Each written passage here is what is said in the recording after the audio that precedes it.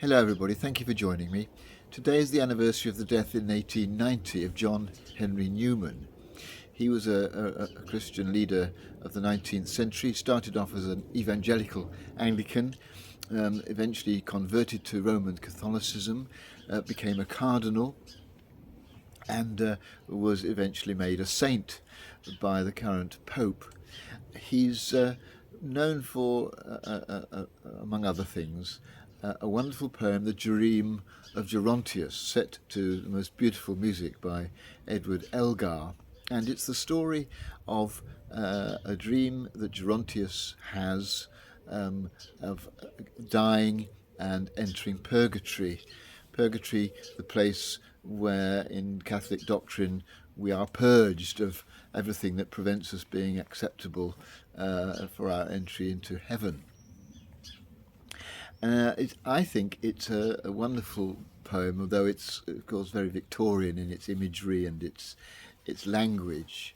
One thing that struck me as I looked at it again as particularly interesting is the notion that one of the things that happens when we die is that we discover the truth about ourselves.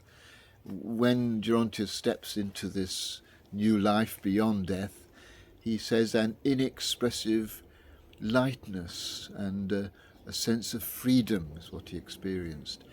As I were at length myself, and ne'er had been before. He discovers for the first time who he really is. And of course that's good and bad, I guess. We perhaps realise the things about us that are good, but also perhaps things about us that are not so good that we didn't realise. And I do think that one of the things about heaven, about judgment, about whatever lies beyond the grave, is that in the presence of God we see ourselves as we really are. I don't think necessarily God sits over us as a judge, that we are our own judges as we see the truth about ourselves, probably for the first time. But then,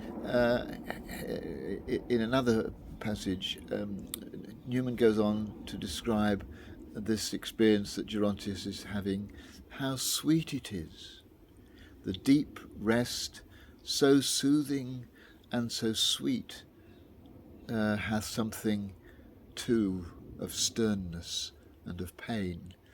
Well, I think the sternness of pain comes from this awareness that Gerontius is now seeing himself as he really is for the first time, but the soothing sweetness, the sense of peace, the sense of stillness that he also experiences is perhaps the other side of it. That when we go into the life beyond death, we are judged because we see ourselves as we really are when compared with the beauty and love of God. But we also experience a sense of peace, a sense of being soothed, a sense of mercy, a sense of being accepted. And so today, I invite you to consider what your view is on what happens when we die. It may be that you think nothing it does, or you may have a very orthodox Christian view.